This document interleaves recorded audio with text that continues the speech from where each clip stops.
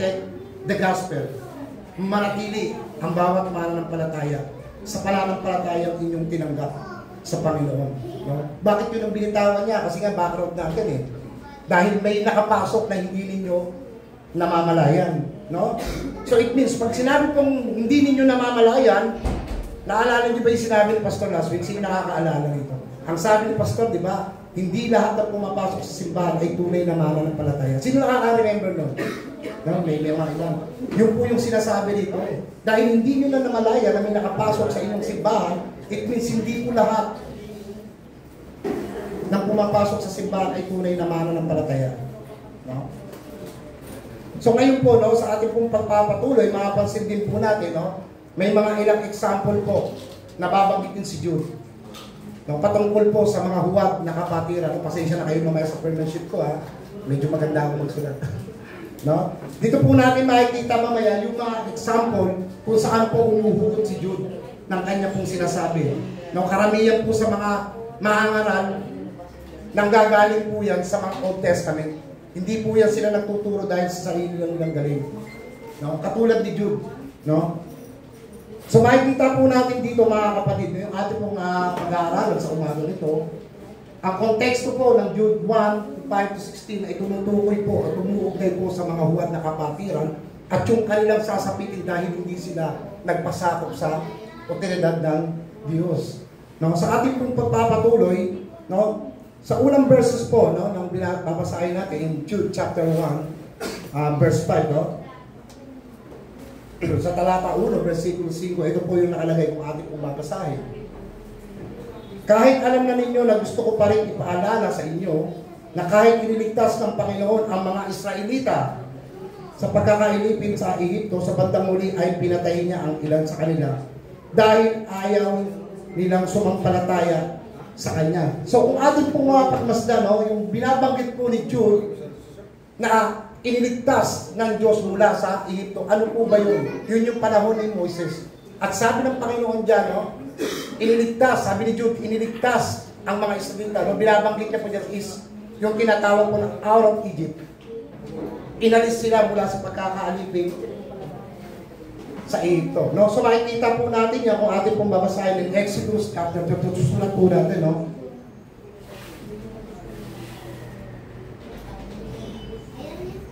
Mamaya po sasabihin natin kung ano ba yung mga naging kasalanan ng mga tao ito. Bakit po sila humarap sa punishment ng Panginoon, no?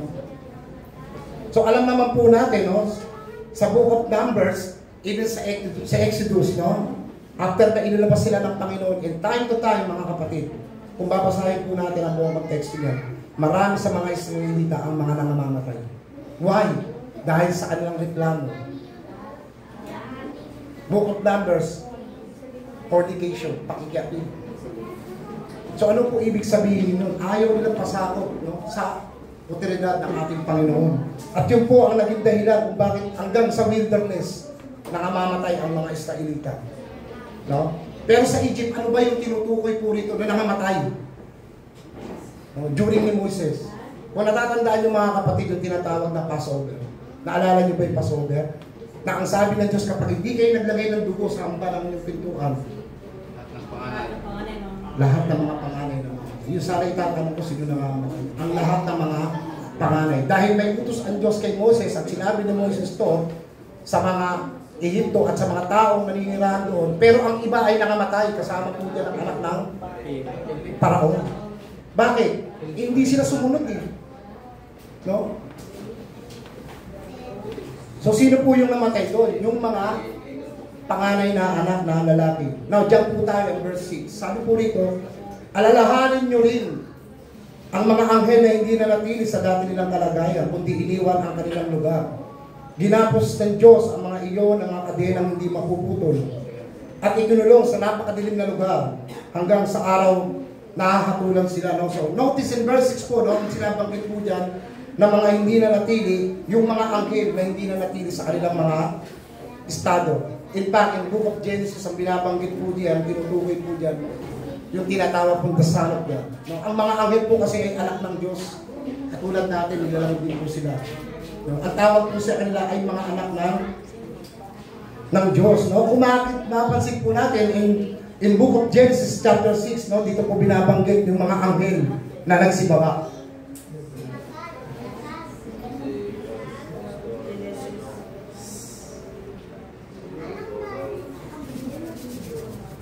In Genesis chapter 6, ano po nangyari sa mga anghel? Nung nakita nila yung mga kababaihan, sila po ay anong ginawa po nila? Inasawa, nakipagtalik. Ano ang naging resulta ng kanilang ginawa? Nagkaanak sila ng mga higante, malalaking tao. No, it means itong mga anghel na to ay matatawag po natin mga spiritual beings, mga invisible beings, pero kaya nila magkatawang tao kasi nakapagtalik sila eh. Di ba? Kung mababasa niyo yung Genesis chapter 6. No? Kundi ito po ay tumutukoy sa hindi natural na tao, kundi tumutukoy po ito sa mga anghel na mga anak ng Diyos na kung saan hindi nagpasakop sa otoridad ng Diyos at iniwan yung kanilang mga estado. No, at sabi po dyan, alalahanin nyo ang mga anghel, no? Na hindi na natili sa kanilang kalagayan, kundi iniwan ang kanilang lugar. Ginapos ng Diyos ang mga iyon na mga kadenang hindi mapuputol at itululong sa napakadilim lugar hanggang sa araw na sila ay ahatulan. No? Now, yung salitang kalagayan po, ibig sabihin po mga kapatid, yung kalagayan na binabanggit po rito ni Jude, is yung mga anghel na to ay meron po silang estado sa kaharian ng langit. At dahil ayaw nilang magpasakop sa Panginoon, iniwan nila yung kanilang otoridad. No?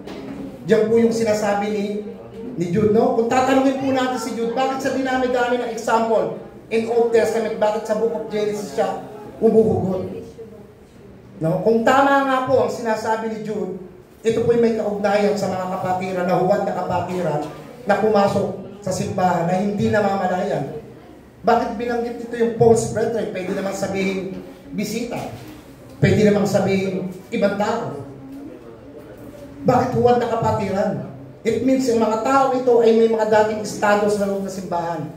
Meron silang mga katungkulan. Umalis sila, humiwalay sila, nakisalamuha sila sa mga maling turo. At yung maling turo na yun, yung po ang naging dahilan kung bakit po naging maraswa sila sa harapan ng Diyos. Hindi lamang po yung paglalakad sa kalye ng nakahubad. Ang mahalay, yung kalaswaan. Kung hindi yung maling turo na hindi ka nagpapasakop sa otoridad ng Diyos, yan po ay masasabi natin mahalay sa harapan ng Diyos dahil binabago nila ang doktrina ng biyaya. No? Yun po yun. No? At lumapit sila sa iba, mga turo, at gumawa sila ng kahalayan. No? Kaya nga sabi niyo, ganyan din ang mga nakapasok sa inyo na dating may mga posisyon. At dahil nakasalamuha sila sa ibang turo, no, sabi nito, nakapasok sila sa dating posisyon at nakasalamuha sa mga ibang turo. Ganyan din ang ginawa ng mga false teachers, iniwan ang kanilang mga dating posisyon. Yun po ang naging dahilan kung bakit po sila aharap sa punishment ng Panginoon. At makikita po natin sa pangalawang part ng verse 6, no, in Jude, sabi po diyan, ginapos ng Diyos ang mga iyon na mga kadenang hindi mapuputol at ikinulong sa napakadilim na lugar hanggang sa araw na sila ay ahabulan. Na kung i-interpret po natin yung ikadena, ikinulong, and literally, physically, masasabi natin ang mga anghel ay katawan. Kung i-interpret natin. Pero sabi dito, ikinadena, ikinulong sa isang malilim na lugar at hindi sila makagalaw. Eh hindi ba't pagka literally, pag kinadena kayo, hindi na makagalaw? Pero spiritually, kasi spiritually sila eh. No? Ang ibig sabihin po na nakadena dyan is figurative. No? Puno po kasi na simbolo ang Biblia, lalo na ang Revelation. Ang sinasabi pong kadena, kung spiritually po natin kung sinasabi ito ni Jude, it means yung kadena na sinasabi dyan is ikinulong sila sa isang madilim na lugar. Isang sisigla na hindi sila makagalaw. Now, hindi po yung nakakadena na, kung physically, yes, yun. Pero spiritually, sabi nito, ikinulong sa isang napakadilim na lugar at doon nila hihintayin yung araw ng judgment ng Panginoon. So, doon sila itinalaga ng Panginoon. No, itong mga anghel na to, na mga nagrebelde. No, pero nga sabi po natin, ang mga anghel po talaga ay mga spiritual being, mga invisible spiritual being po sila. No? Yung mga anghel po. So dahil po ay kinadena sila, hindi sila makakilos. Ang tawag po doon is, they are served for the judgment. They are served for the judgment. They are served for the darkness. No? Nakareserve po sila doon sa kadiliman at doon nila hihintayin yung araw ng paghusga ng Panginoon. No? At parallel din po ito sa sinasabi po ni Pedro. No, kung ating pong bubuksan, no, sa pangalawang Pedro, talata 2, sa versikulo 4, ganito po yung sinasabi ni Pedro, patungkol po sa mga anghel. Kahit ang mga anghel ay hindi kinaawaan ng Diyos nang nagkasala sila. Sa halip, itinapon sila sa malalim at madilim na hukay para roon hintayin ang araw ng paghukom. No? So dito po makikita po natin, and 2 Peter at saka sa Jude po, ay parehas po silang may binabanggit about the angels. Yung awahantungan na mga anghel na hindi nagpasakop sa otoridad ng ating Panginoon. No? Ngayon na po ang naging kasalanan sa Exodus. No? Dahil po sila ay nangamamatay. No? Nung nilabas sila sa Ehipto. So makikita po natin sa Exodus yung tinatawag pong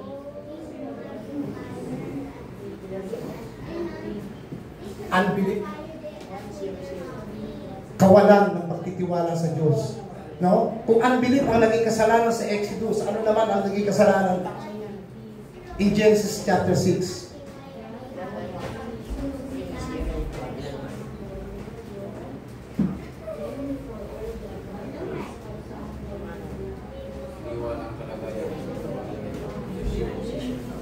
Left their position. You see that, mga kapatid? Nagawin daw. No? Kaya sabi kanina, iniwan ang mga dati nilang kalagayan. No? Yan po yung naging kasalanan nila. Kung bakit lahat sila ay haharap, no? Sa punishment. Now, in verse 7, at alalahanin nyo rin ang nangyari sa Sodom at Gomorrah at sa mga kalapit na bayan nila katulad ng mga anghel na iyon.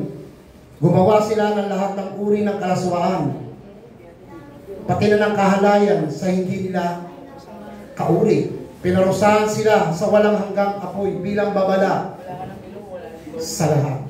No, alam naman natin kung ano ang naging kasalanan ng Sodom at Gomorrah. So makikita natin dito, humugot na naman si Jude in Genesis chapter 19. No?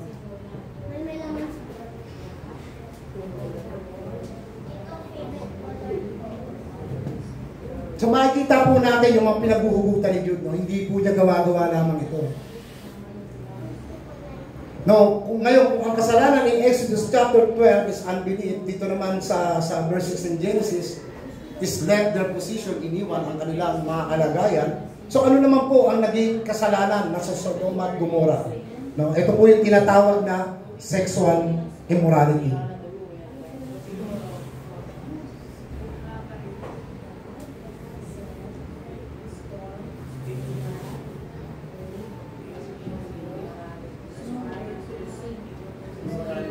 Sexual immorality.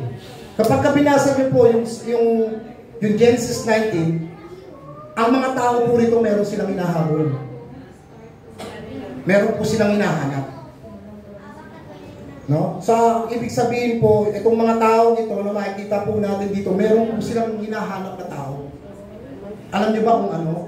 Yung sinasabi nito na pumapatol sila sa hindi nila kauli. Yung dalawang anghel na bumisita kay Lot at pinadala ng Diyos kay Lot at sabi kay Lot, nagugunawin niya na yung Sodom and Gomorrah. So kailangan nila umalis. Kung mapapansin po ninyo, nakipag-bargain pa nga siya, di ba?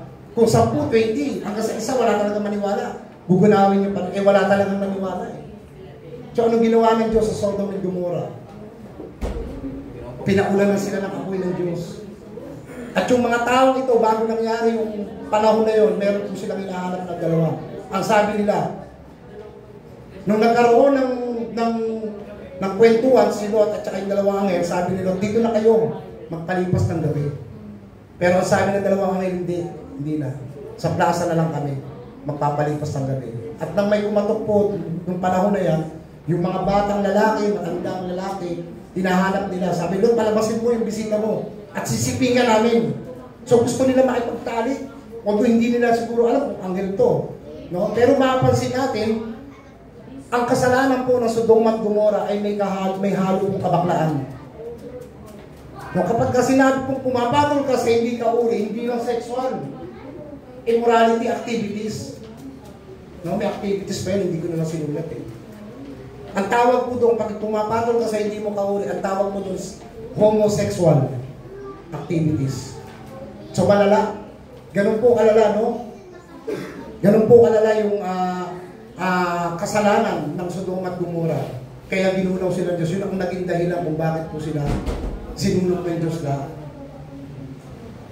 Now, let's continue in verse 8. Ganyan din ang mga taong nakapasok sa inyo.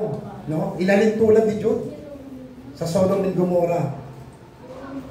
Na nakapasok sa inyo nang hindi ninyo namamalayan. May mga pangitain sila na naguudyok sa kanila na gumawa ng kahalayan sa sarili nilang katawan. At dahil din sa mga pangitain iyon, ayaw nila magpasakop sa kapangyarihan ng Panginoon at nilalait nila ang mga makapangyarihang nilalang. No, kung mapapansin po natin, kung mga grupo po ng mga huwad na kapatiran, masasabi po natin yung mga false brethren o yung tinatawag po natin mga charismatic. No? So ang mga charismatic na ito, ang kanila pong basihan sa pagtuturo ay yung sinasabi po natin kanina ayon sa kanilang mga pangitain at mga panaginip. No, yun po ang naging dahilan kung bakit po sila malaswa sa harapan ng Diyos. No? Now, kung kayo mga kapatid, kung kayo at tatanungin, no? No, kasi itong mga charismatic na ito, ang basihan po nila, ang mensahe na gagaling po sa kanila, yung kanilang mga bulong, yung kanilang mga pangitain, yung kanilang mga panaginip. Kung tatanungin po kayo, ngayon, paano ba kayo nakakasiguro na nakakuha kayo ng mensahe sa Diyos? Kung kayo po tatanungin niyo. Ha? Ano? Bible lang, no? Kasi kung sasabihin mo, pwede nag-usap sa akin ng Diyos eh. Nag-usap sa akin ng Banal na Espiritu. Kasi nagbabasa ako ng Biblia eh. No? Kung ganun po ang magiging basihan natin, wala problema doon. Kung galing sa Biblia. No? Pero kung may bulong na lumalapit sa iyo, may naririnig ka mga kapatid, dapat po natin suriin maigi yan. Kung yan ba talaga ay nanggagaling sa Banal na Espiritu. No? Kasi kapag ang Diyos po ang nagbigay ng biyaya o ng mensahe sa atin, sigurado po may layunin yun. No? So ano po ang magiging layunin kapag nagbabasa po tayo ng Biblia? No? Tinutulungan ka to glorify God. Tinutulungan ka to exhort the gospel. Tinutulungan ka to love God para mahalin natin ang Diyos. Yun po yung mga mensahe na makukuha po natin, no? Sa ating pong pagbabasa ng salita ng Diyos. Pero kung may mga bulong, kailangan po natin talagang i-examine maigi mga kapatid. No? Bakit po? Kasi, kung ang mensahe ng simbahan ito, o sabihin na natin sa buong mundo, kung ang magiging mensahe po natin ay ayon sa pangitain, panaginip, vision, bulong, ang sabi sa akin ng Lord, maging ang Hope in Christ City Church, kung gano'n na magiging kondisyon natin dito, wala tayong pagkakaiba sa mga taong nakapasok. Tama? Gano'n din tayo. Wala tayong pagkakaiba sa kanila. Kaya kung may mga bulong man na naririnig, dapat po yun na-examine ng isang tao. Kasi napakadelikado po niya. No, kapag hindi po nanggagaling sa banal na kasulatan, ang tawag po niya ng Panginoon is kalasuhan, mahalay. No, hindi lamang yung naglalakad ka na nakahubad, kundi pag mali ang mga mensahe, ang binabahagi mo, gano'n lang ang lalabas. Magiging mahalay ka sa harapan ng Diyos. Di ba? Kaya kasabi sa verse 6 sa 8, ayaw nila magpasakop sa kapangyarihan ng Panginoon at nilalait nila ang kapangyarihang nilalang at gumagawa din sila ng kahalayan sa sarili nilang katawan. So masabi natin talaga yung mensahe talaga nila ay hindi talaga nanggagaling sa banal na kasulatan. Kasi kung nanggagaling po yan sa banal na kasulatan, ang sasabihin niya sa iyo, Eman, pag nagbasa ka, Eman, honor your body because you are the temple of God. Ready pasakop ka sa Diyos sapagkat ang Diyos ay ulo. Amen po? Yan yung mga mensahe na mababasa po natin sa Biblia. Marami pong sinasabi ang ating Panginoon, no? Pag nagbabasa po tayo ng Biblia. Pero dito nakalagay, ayaw nila magpasakop sa otoridad ng Diyos. So it means, ang layunin nila ay dapat masunod. Pakiramdam nila yung kanilang mga mensahe, ang otoridad nila ay pakiramdam nila, pwede na silang pakinggan ng ibang mga mananampalataya. Yun yung kanilang layunin. No? No, bakit po sinabi ni Jude na sila po ay naging mahalay, no? O bakit ayaw nila pasakop sa kapangyarihan ng Panginoon, no? Sabi po in verse 9, kung ating pong babasahin, no? Kahit na si Michael na pinuno ng mga anghel, ay hindi nanlait ng ganun sapagkat nang makipagtalo siya sa diablo kung sino sa kanila ang kukuha ng bangkay ni Moses. Hindi siya nangasumakusa ng may panlalait. Sa halip, sinabi lang niya, sawayin ka ng Panginoon. Yun lang yung sinabi niya. Sabi nito, pinuno raw si Michael. No? Sa ibang version, Miguel ata ang nakalagay. Sa panibagong version, no? May Miguel, may Miguel ako nababa. Yun ata Tagalog, no? No? Now, sa lumang tipan po, no? Tanong po natin sa inyo. Sino po ba ang naglibing sa katawan ni Moises? Sa mga nakakaalam. Sino ang nagtago sa katawan ni Moses? Ang Diyos. Ang Diyos. No, bakit po mas pinili ng Diyos na itago na lang yung katawan ni Moises? Kasi kung mababasa po natin dito in verse 9, no? Si Michael daw ay nakipagtalo. No? Kung sino yung kukuha sa kanila sa katawan ni Moises. Kaya ang ginawa ng Diyos, minarapat niyang itago yung katawan ni Moises. Why? Bakit? Kasi pag ito po nakuha ni Satanas, yung katawan ni Moses, possible na ito maibigay sa tao, sa Israelita. Remember the Ark of Covenant?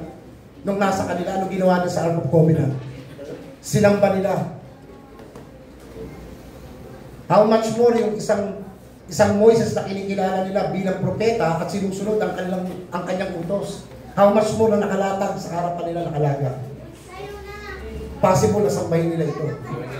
Gagawin nila ng Diyos. Mapapalayo na naman ang pananampalataya nila sa tunay na Diyos. Remember, nung binigay ng Diyos kay Moses sa Mount Sinai ang 10 utos? Anong ingay yun? Tila kasiyahan.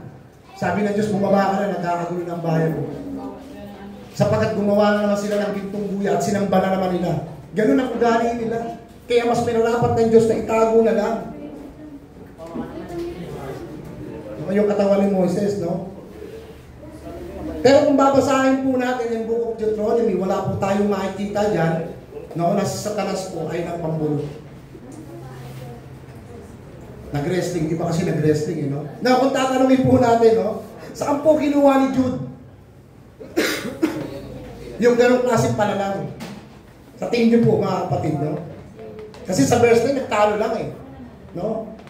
Pero kung titignan, alala ko si Pete at si Robby nung nakaraan eh. No? Nag-aagawan sila sa upuan. Kasi may nagsabi, huwag kayo makagawa ng daming upuan eh. May bangko. Kasi nagbigyan ng buka. Di maligaw ba yun? Diba? Ganun lang nangyayari. Nag-aagawan yung dalawa kung sino kukuha eh. No? Pero sa Book of Deuteronomy, chapter 30, no? Wala pong nakalagay dyan na si Michael at si Satanas po ay nag-ahaway. Naku, tatanungin po natin, saan kinuha ni Jude yan? No? Walang iba po, dito po natin mababasa yan. No? Magbabanggit po ako mamaya mga kapatid ng isang libro. Huwag po kayo mag-confuse, explain po sa inyo mamaya. Kung ano po ibig sabihin. Dito po kinuha ni Jude yan sa Apocrypha. Sa Tagalog, Apocrypha. No? Yan po yung tinatawag yung pag-aagawan po sa katawan ni Moses. Ang tawag po diyan is Assumption. Assumption of Moses.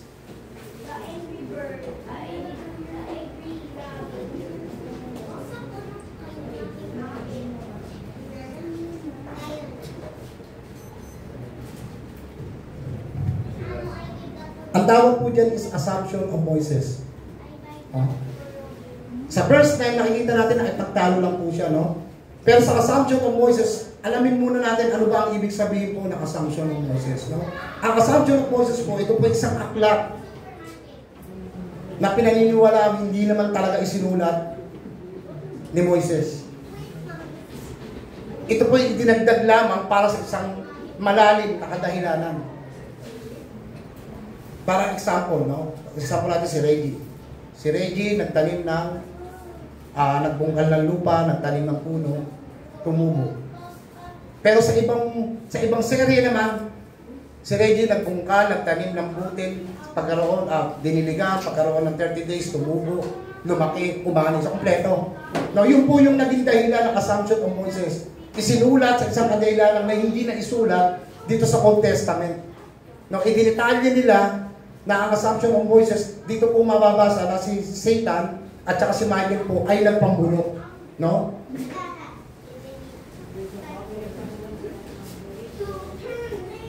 So yun po yung ibig sabihin nyo, no? Yung assumption of Moses. Kung babasahin po natin, sabi rito, no?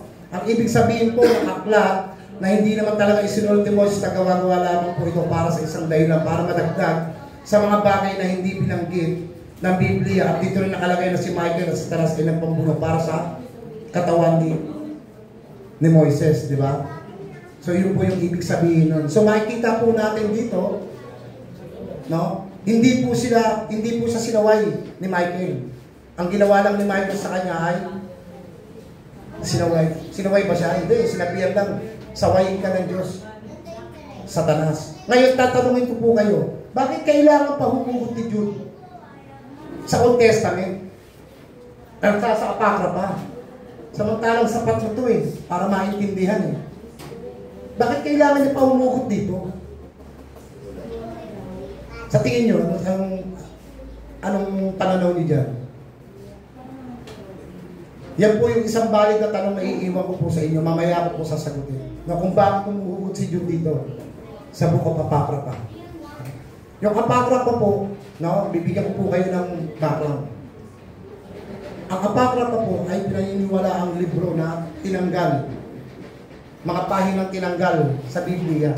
Hindi po natin kinuulangan na sinusobrahan ang Biblia. Ito po yung mga tinanggal. Naalala ko nung maliit ako, umahatin ako, may nababanggit akong Esther, First Maccabees, Second Maccabees, Book of Enoch. No, hindi ako magbabanggit ng pangalan, baka ma-disclaimer tayo. Tinanggal po yan ang mga sinaunang simbahan dahil ang kanilang layunin ay wala raw po itong basihan. Pero may mga inspiration knowledge po tayo matututunan pag binasa po natin ang Book of Apocrypha. Bahagi po yan ng Biblia. Si Martin Luther, ang hawak niya po is naka 66 books. 39 po Old Testament, 27 po New Testament. Pero si Martin Luther, ang hawak niya is 753. No, if I'm wrong. May 7 na dagdag. Kasi ang pagkakaalam ko niya is 15 books yung tinanggal. No? Yun po yung tinatawag na Apocrypha. Para hindi po kayo makakonfuse. Pwede po kayo mag-search sa inyong pong mga internet. No? So nakita po natin na hindi nakipag-away si Michael, kundi sinabi niya lang, sawayin ka. No? Hindi niya inusgahan si Satanas. Pero tayo mga tao, minsan lumalampas no? Kahit na hindi na natin sakla, oo nga kasi yun yung nangyari sa buhay niya Kailan ba siya? Oo nga, kasi ganun siya No? Minsan napapag-usapan yung mga bagay na yan, nakakapag-usga tayo. No? Pero si Michael, hindi niya ginamit yung otoridad niya. Bago sinabi niya lang, sawayin ka. Why?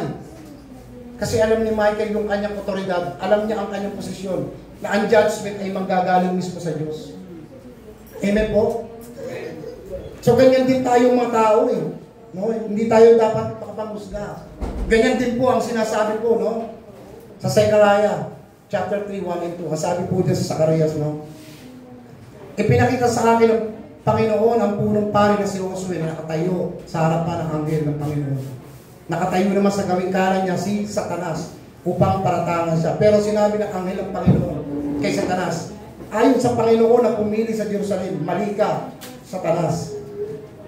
Sapagkat ang tao kong si Josue ay niligtas niya mula sa pagkakabihan katulad ng panggatong na inagaw mula sa apoy. No? Kung babasahin po natin ang konteksto po ng Zechariah, ito po yung background. Meron po kasi isang pare na nangangalang Josue. No? Siya po ay representative ng buong Israel. No? Kasama niya dyan si Zerubbabel. No? Si Josue po ang naging sign para maitayo yung templo. Si Josue ang hinihintay para maitayo yung templo. Kaso may problema. Nandun si Satanas Kaya sabi ng anghel, no? Nakapag-usap sa akin ng Diyos, sabi ni Satanas, itatayo niyo yung templo, yung buhay na ito ni Josue, makasalanan niyo, marumi yan Hindi ba ayos sa pamumuhay yan? Tapos yan ang hinihintay ninyo para itayo ang templo. Kaya di ba sabi ito, mali ka Satanas. Dahil pinatawad ng Diyos si Josue. Siya ay inagaw mula sa panggatong. So ibig sabihin, pinatawad ng Diyos si Josue. Yun po yung konteksto ng Zechariah pag inyong pong binasa. No? Pero tayo mga tao, minsan ganyan no? kung makapanghusga tayo. Sobra-sobra. Mga kapatid, hindi po yun ang trabaho natin. Ang trabaho natin, alam niyo kung ano? Pray for them, love them, bless them. Yun lang. Minsan nakakapag-usapan natin ang buhay ng ibang tao. No? Hindi talaga naaalis no? May mga ganyan talaga. Pero dapat po natin pag-aralan. No? Yung mga bagay na hindi na natin saklan. No? Yan po yung itinuturo po sa atin. Pero ang trabaho po ng Diyos, sa Kanya po manggagaling ang judgment. No? Kung tatanungin kayo, ano nakakatakot? Hatol ng Diyos, hatol ng tao.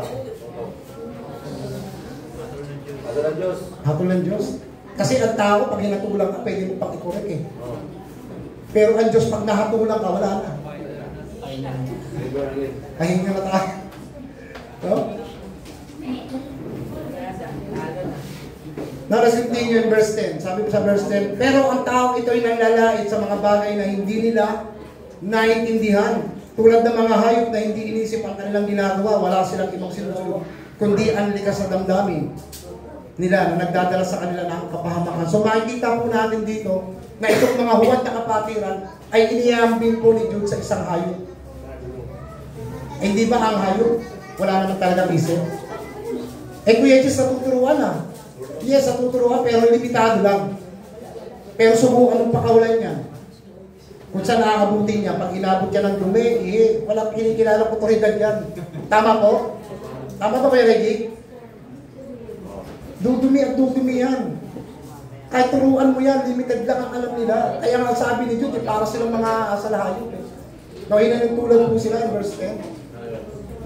No?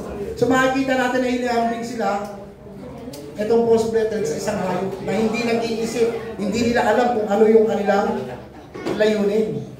Now in verse 11, nakaya ko pala tapusin ko ng mabilisan. Nakakaawa ang sasapitin. Makinig po tayo mga kapatid kasi maganda po itong yung mga mensahe ko mamaya. Nakakaawa ang sasapitin ng mga tao ito dahil sinunod nila ang ginawa ni Cain. Tinularan din nila si Balaam. Dahil kahit alam nilang mali ang ginagawa nila, patuloy pa rin itong ginagawa. Dahil nasinaw sila sa salapi. At tulad ni Korah, nagimagsik sila laban sa Diyos, kaya sila parusahan di tulad niya. So dito mga kapatid, makikita po natin, no? May tatlong figura po, no, na ginamit po si Jude. In chapter 11, verse 11 po, no? Unang-una po, binanggit po diyan si Cain, Balaam, at si Korah. No? Yan po yung tatlong figura na binanggit po ni Jude. Ngayon, saan po natin yung makikita, no? In Genesis chapter 4, si Balaam naman sa Numbers 31, si Korah naman ay sa Numbers 16.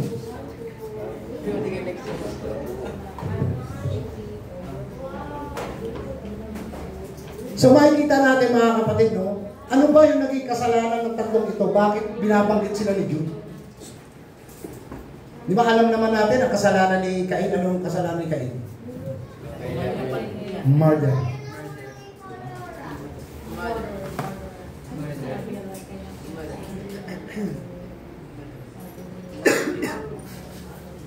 Si Balaam, kung nagbabasa kayo, deception.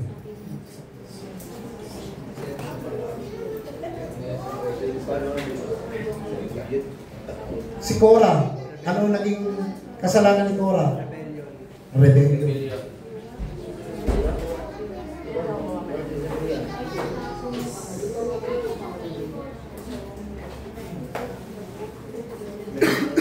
So in other words mga kapatid, itong tatlong figura na binabanggit ko ni Jude, sila po yung mga taong hindi nagpasakop sa otoridad ng ating Panginoon sa Kristo, ay ng ating Panginoon. Kung bakit po sila humarap sa judgment po ng Panginoon. So wala silang kinikilalang leader authority. No, leadership authority. So ang ginagawa po rito ni Jude, no, ginamit niya yung salitang murder, deception, and rebellion, no?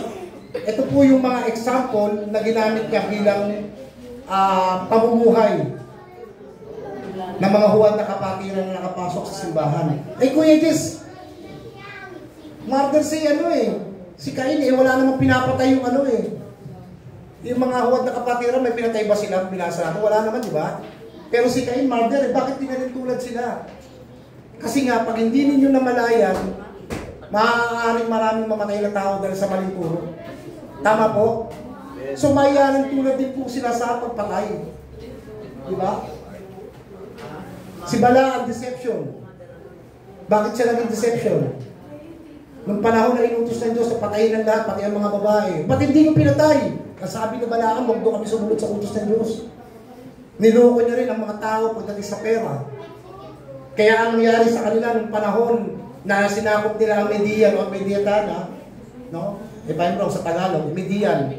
Ano nangyari sa kanya? Pinatay din siya ng mga Israelita. Dahil sa kanya, panlilin lang. Si Korah, rebellion. Bakit siya namatay? No? Kung babasahin po natin yung Book of Numbers, ang istorya po niya, no? Si Korah po kasi ay sakop ng isang komunidad ni Moses. So, nais na maging pari din. Ayaw niya magpasakop sa otoridad ng Diyos na si Moses ay pinili ng Diyos para pangunahan ng Israel. Kaya sabi sa kanya ni Moses kay Korah, sige, magdala kayo ng insenso. Dalhin niyo sa tolda. At doon sasabihin ng Diyos sa inyo kung sino talaga ang tunay na pinili. Hindi kami magdadala. Hindi kami pupunta. Ito ang sabi ng Diyos kay Moises. Sabihan mo ang mga tao na huwag pupunta sa tolda nila Korah, nila Datan at Abiram.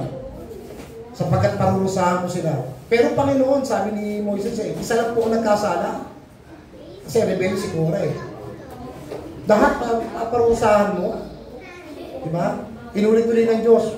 Sabihan mo ang tao ni Hipo o lalapit sa todawag. Maging ang kanilang mga kagamitan ay dadalhin mo sa mundo ng mga patay. So ano nangyari pagkatapos po nun? Bumuka yung lupa. Nilamon si Korah, si Datan, si Abiram, pati yung kanyang pamilya, maging ang kanilang mga kagamitan. Biglang nagsara ang lupa. At yung 250 na tao na naniwala sa kanila ang ginawa ng Diyos, pinakulanan sila ng apoy ng Diyos, sinulog sila lahat. So yun ang kanilang hinaharap dahil nag-rebellion sila sa Panginoon. No? So tinalikuran nila, sabi dito, tinalikuran nila ang ating Panginoong Jesus na nagmamay-ari ng ating buhay. In other words, itong mga figura na ito ay makikita natin na hindi po talaga sila papasakop o hindi nila kinikilala ang otoridad ng Diyos. No? Ngayon, ano nangyari kay Cain? No, ano po yung naging punishment sa kanya? Naging fugitive po siya, naging takas. Tago, kung saan pumunta, di ba? Si Balaam, bukod sa pinatay siya, ano nangyari sa mga Israelita? Naging unfaithful sa Panginoon. Di ba? Rebellion, kinain ng lupa. So lahat po ng mga figurang binabanggit dito ni Jude ay katulad po na mangyayari sa mga huwad na kapatiran. Yan po ang mangyayari sa kanila. Now let's continue in verse 12. So makikita po natin, merong 6 na references from the Old Testament at meron po tayong isa para sa Apocrypha. So mamaya po ibibigay ko sa inyo bakit po kumukuha si Jude. No? In verse 12, ang mga tao ito ay nakakasira sa pagsasalo-salo ninyo bilang magkakapatid sa Panginoon. Ang tanging habol nila ay kumain at uminom at hindi sila nahihiya sa ginagawa nila. Wala silang iniisip kundi ang kanilang sarili. Para silang ulap na tinatangay. Para rin silang purong kahoy na walang bunga sa kapanahonan nito. Binunot pati ang ugat at talagang patay na. So dito makikita po natin mga kapatid, yung katangian po ng isang false teacher. Kung ano po ang katangian ng isang maling tagapagturo, Kung babasahin po natin in English mga kapatid, sabi po rito, NIV version. These people are blemishes at your love peace.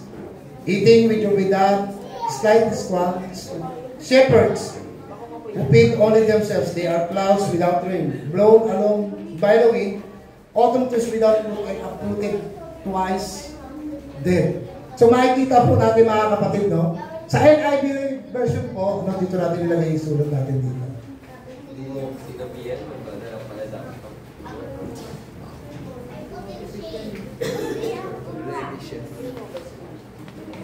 Blemishes.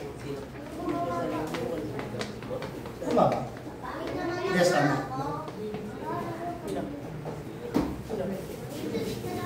Sa NASB version naman, ang nakalagay naman po dyan is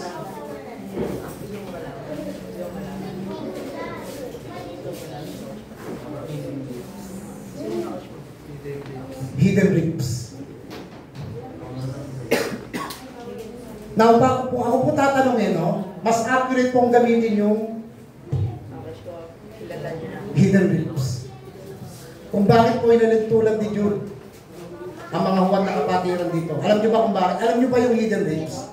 Yung lips kasi parang alam mo sa Tagalog yan ata, parang bahura. No?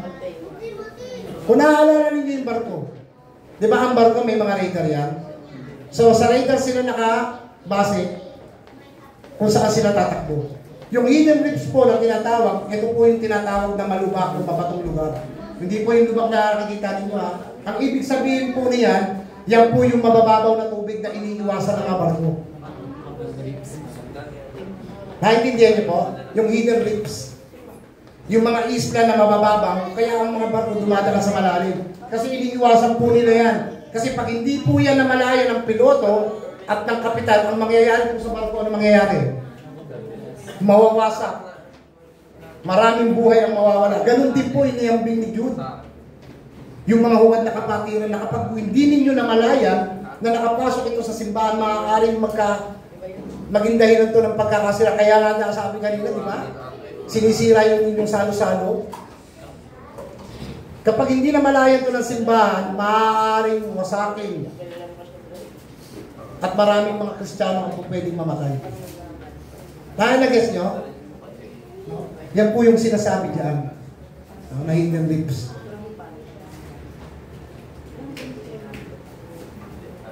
So, ibig sabihin po, no? Yung nakapasok sa church po ay hindi po talaga namamalayan. Delikado po yan, no? Kaya dapat po talaga, kapag may mga bago sa churches, dapat talaga i-disciple talaga eh. Para malaman kung ikaw pa talaga ay kaisa. No? Kaya po sa panahon ni Cora, di ba? Sa panahon ni Cora, sila Moises, pero ang kanilang magiging bunga, ano pong nangyari? Lumabas yung hindi talaga tunay na kaisa. No? So in other words, mga kapatid, no, yung isang tao na nais makidalo o hindi talaga maganda ang layunin sa simbahan, pwede po siyang magpanggap. No, remember in Matthew 7:15, naalala niyo ba yung Matthew 7:15? Sila ay nagdadamit ng tupa, pero mga mabangis na lobo. Di ba? So ganun po yung layunin ng mga tao ito kapag nakapasok po sa simbahan. No? Para silang mga gutom na lobo na naisirain, wasakin ang pagkakaisa ng mga tunay na mananampalataya. So lalabas at lalabas talaga sa isang samahan kung sino talaga yung tunay at peke eh. No? Ilalagtag talaga ng Diyos yan. Question is, si Judas Iscariotes, nagtagal ba siya bilang pistol? Hindi. Bakit? Hindi naman siya talaga kaisa. Di ba? Hindi siya nagtagal. No? Kaya malalaman talaga natin yung pumapasok sa church, no, hindi talaga magtatagal because hindi talaga sila converted people of God. No? Kasi kung converted ka, may bunga. Pangalawa, hindi ka aalis sa simbahan. No? So paano natin masasabi na itong mga nakapasok na ito sa dating church ay hindi talaga converted, no? So sabi nga rito, no, sa NIV version ng Jude chapter 1 verse 12, no, these people are blemishes at your love, peace, eating with your without the slightest crumb shepherds who only themselves. So binanggit po yung shepherds. No, it means, ibig sabihin po ng shepherds, mga kapatid, no? It's referring to, pastor. So makikita po natin dito, sabi sa Tagalog, ang mga tao natin sumisira sa inyong pagsasalo-salo bilang magkakapatid sa Panginoon. Hindi sila nangihinayang kumain at uminom kasama ninyo dahil sarili lang nila ang kanilang iniintindi. Kulat sila ng mga kulat na walang dalang ulan at tinatangay ng hangin. Para din silang mga punong talagang patay na. Wala na talagang bunga. Sa kapanahon nito, binunot pa. Pati ugat. So dito manotis makikita po natin, no? Sa English version, ginamit po yung salitang shepherd because dahil itong mga kapatiran na to ay hindi po sila mga ordinaryong member lamang na nakaupo sa simbahan. Sabi shepherd wala namang kakayahan ng membro baguhin ang doktrina Depende nila siguro talagang matibay ka, malakas ang loob mo. Pero ang maaaring may otoridad lang sa ganyan pag ikaw ay may alam at malalim sa kaalaman pagdating sa pagtuturo. No, maaari ang iba rito ay pastor, teacher, na iniwan yung kanilang mga estado. Katulad ng mga anghel, iniwan yung estado nila. No? Nagrebelde sila sa ating Panginoon. So paano po talaga natin malalaman na talagang sila ay tunay na Kristiyano? No? Kung babalikan po natin in verse 12, no, nagbigay po si Jude ng tatlong halimbawa diyan, kung ating pong babasahin. Sa Tagalog, tayo balik ako Kuya Jude. No? Sabi rito, para silang ulat na tinatangay na walang hangin pero wala namang dalang ulan. Number 2, para silang mga purong kahoy na walang bunga sa kapanahonan nito. Binunot ang ugat na talagang patay na. It means yung ulat na sinasabi rito, nagtutulong sila pero wala namang saysay. Walang laman. No? Para silang punong kahoy na walang bunga sa kapanahonan nito. It means itong mga false teacher na to ay wala talagang bunga. Hindi sila namumunga. No? Bunot ang ugat, talagang patay na. It means para silang puno na walang ugat, tinanim lang ng ganun. Pag bunot mo, wala pa rin, hindi nagkaugat. Diba? Naalala niyo ba yung John 15, sinabi ng Panginoon? Kung hindi kayo nakakabit sa akin, hindi kayo mamumunga. I am the true vine and you are the branches. No? Etong mga taong to ay hindi mo nakakabit sa ating Panginoon. Kaya wala silang bunga. No? Amen po? Ayan. Naintindihan niyo yung tuturo ko? Okay, sige. Okay lang. Verse 13. Tulad sila ng mga bagsik na alon sa dagat. Parang bulang lumilitaw ang kanilang mga kahiyang gawa. At tulad ng mga ligaw na bituin. Itinakda sila ng Diyos sa dakong napakadilim kung saan sila mananatili magpakailanman. So makikita natin dito, no, mga kapatid, no, may ginamit po si Jude na ligaw na bituin. No? So kung bubuksan po natin yan, no, sa Greek word, no, ang ginamit po diyan sa Greek word, no, yung ligaw na bituin po. Morning star. Yan.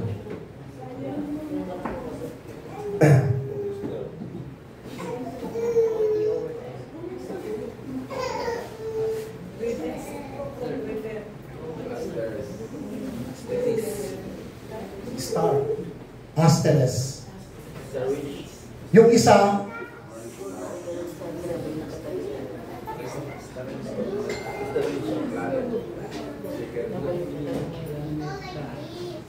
planetary. Ang ibig sabihin po ng planetary,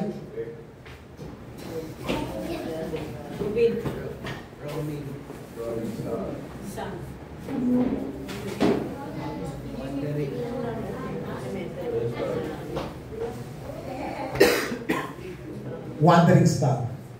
Yan po yung sa Greek word.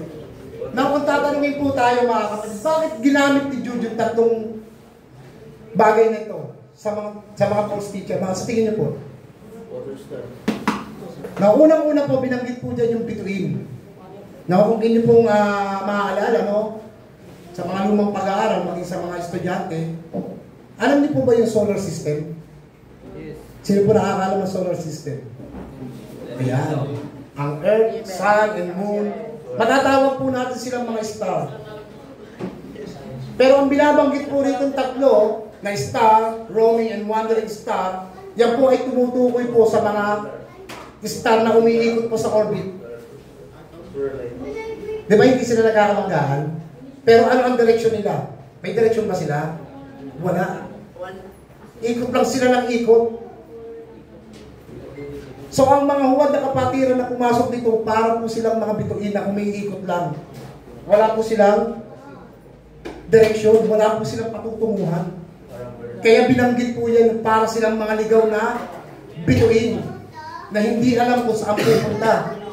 Kuya Diyos, wala naman palang pupuntahan itong mga to Ang tanong, ano ba ang direksyon nila? Saan po ang direksyon nila? Kung babasahin po natin yung ating pong binasa nila kanina, sabi nito, ang direksyon po nila ay saan po? Sa kadiliman. Doon po sila itinalaga ng Diyos. Yun ang direksyon nila. Dahil wala silang direksyon, ang direksyon nila ay sa kadiliman. No? Kung saan po sila mananatili magpakailanman. So ganyan din po ang sinasabi ng Biblia. Diba? Kung inyo pong maalala, ang sabi po, ang tao na bubuhay sa kadiliman, hindi niya alam kung saan siya pupunta. Kaya Emma, saan version? John. First John. Okay, very good. Pero ang sabi ni Kristo, I am the light of the world. If any man follows me, he will never walk in darkness. So tayong mga mananampalataya, may direksyon. Papunta sa liwanag. Pero itong mga taong to, para mga planeta, ang kanyang direksyon po ay sa kadiliman. No? Kaya binabanggit ni Jude dyan, yung star roaming and wandering star. Para silang mga ligaw na bituin. Now, at 14, 15, and 16, matapos na po tayo. Si Enoch, nakabilang sa ikapitong henerasyon mula kay Adan, ay may propesiya tungkol sa kanila. Sinabi niya, makinig kayo, darating ang Panginoon kasama ang kanyang libu-libong banal na anghel. Verse 15, upang hatulan ang lahat ng tao, parurusahan niya ang mga tao walang Diyos dahil sa masasama nilang gawa. Parurusahan din niya ang mga makasalanan ito dahil sa kanilang malulupit na salita laban sa Kanya.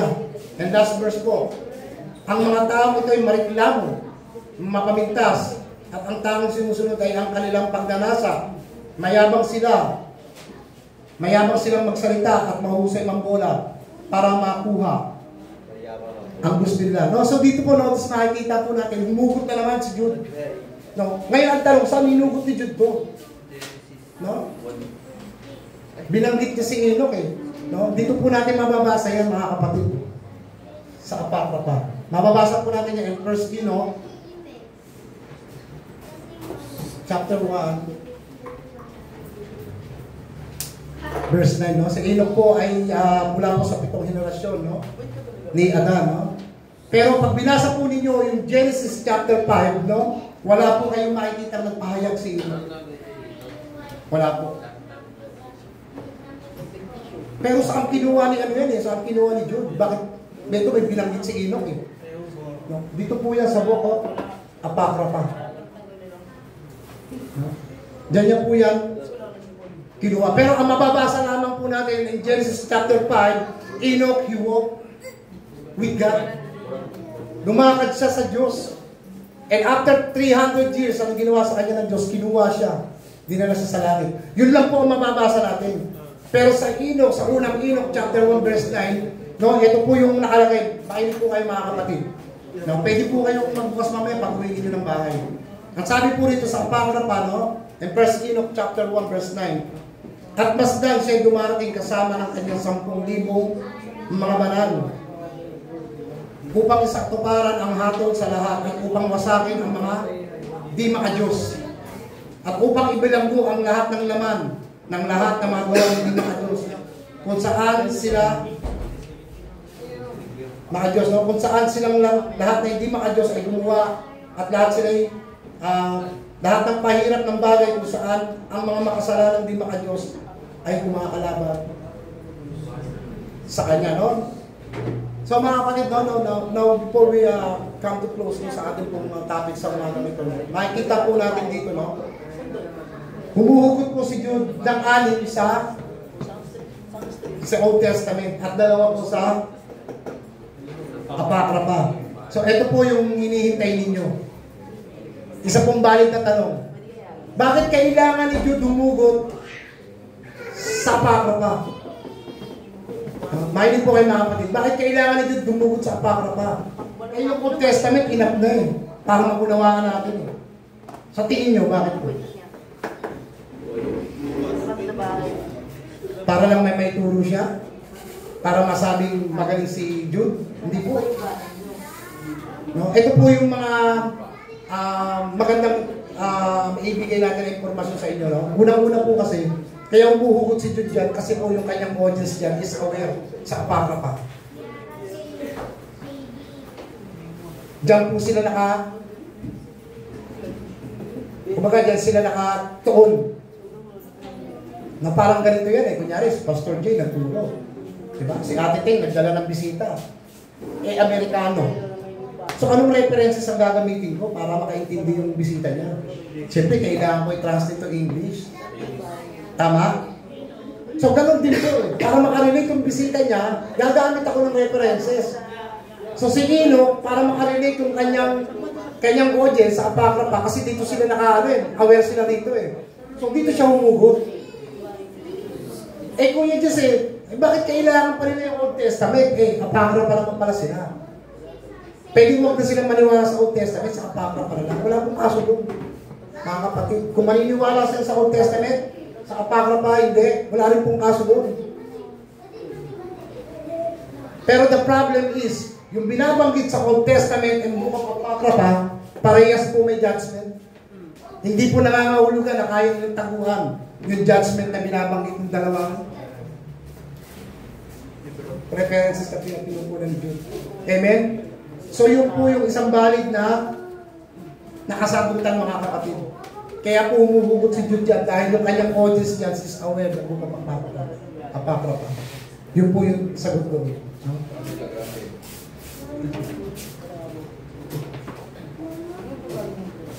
So sabi dito, no, ito po yung ating pong huling mensahe sa umaga ito. Ilalo po sa mga kapatid, kapag ka po ang tao, no, ay namumuhay po sa hindi maka-Diyos, no? Kagaya po na sinasabi po rito sa Old Testament ng Book of Apakrapa. Yan po ang sasapitin ng mga taong hindi nagpapasako sa otoridad ng Diyos. Lahat po yan ay kanilang maharapin. And now, in last verse po tayo, verse 16. No, makikita natin dito, tignan niyo yung pag-uugali ng mga taong ito. No? Ang mga taong ito ay mareklamo, mapamintas, at ang tamang sinusunod ay ang kanilang pagnanasa. Mayabang silang magsalita at mahusay mambola para makuha nila ang gusto nila. No? So dito makikita po natin mga kapatid, sabi rito, ang mga taong ito ay mareklamo. No? Sa panahon ni Moises sa Ehipto, ano ba nangyari sa mga tao? Eh hindi ba lahat sila mareklamo? Nakita na nila yung miracle ng Panginoon eh. Pero anong ginawa nila? Dinala mo kami dito para mapatay lang. Moses, nagugutom kami. Binigyan sila ng pagkain ng Diyos. Moses, nauuhaw kami. Binigyan sila ng tubig. Naiinitan sila, binigyan sila ng ulam ng Panginoon. Mareklamo silang lahat, no? Sino pa yung mga mapaguna na binabanggit sa Bible?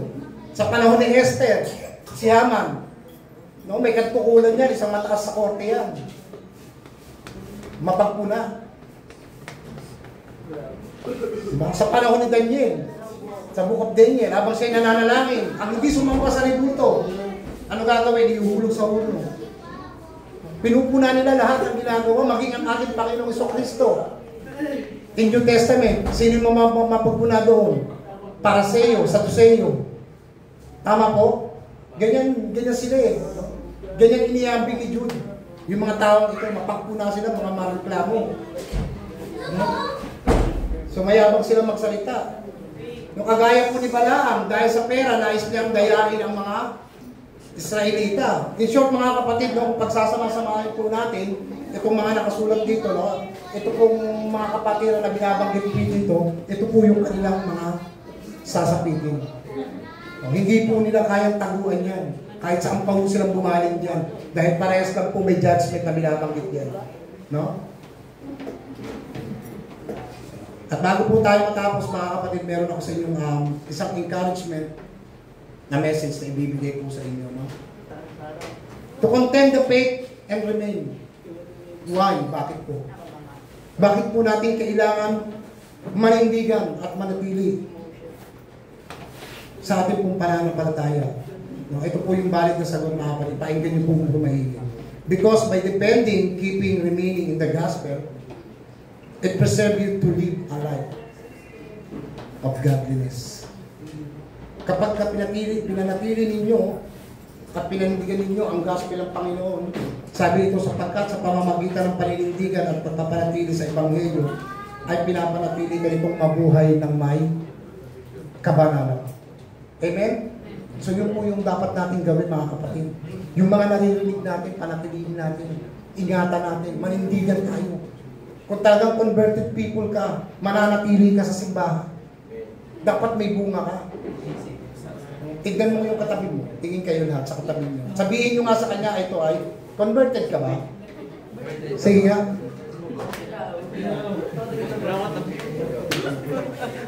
Ano sagot? Oo raw. Mga kapatid, dyan po yung ating pong mensahe sa umagang ito. No? Panatilihin po natin yung ating pong mga napapakinggan. Kung ikaw ay converted people, mananatili ka. Pero kung hindi ka converted people, at makikisaw-saw ka sa isang simbahan, tandaan po natin, ito mga kapatid. Ililitaw at ililitaw po ng Diyos yan kung sino yung peke at hindi. Amen po? Katulad na nangyari dito. Kaya sabi ni Jude, hindi ninyo namalayan na napasok kayo. Kaya ang mensahe na ibinigay sa mga mananampalataya is to remain and to contend the faith. Tayo po tayo lahat. Panginoon, salamat.